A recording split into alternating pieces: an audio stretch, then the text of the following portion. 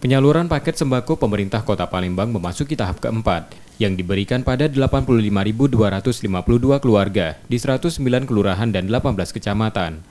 Dibanding 3 tahap sebelumnya, paket sembako yang diberikan jauh lebih sedikit. Setiap paket hanya berisi beras premium 5 kg, gula pasir 1 kg, dan minyak goreng 1 liter.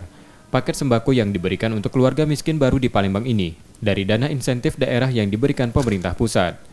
Jumlah penerima paket sembako kali ini lebih banyak. Mereka adalah warga miskin baru yang terdampak ekonomi COVID-19 dan belum masuk dalam data terpadu kesejahteraan sosial. Pengadaan sembako masih difasilitasi Bulog dan disalurkan langsung ke rumah warga melalui RT.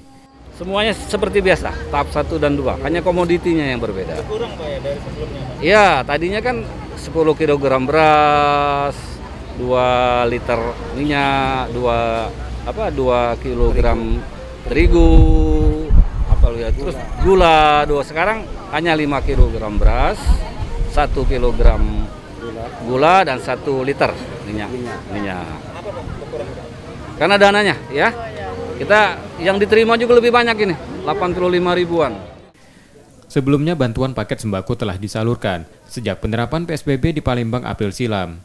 Pada tahap pertama bantuan yang diberikan 49.600 paket sembako, lalu 33.200 paket, dan ketiga 49.200 paket sembako.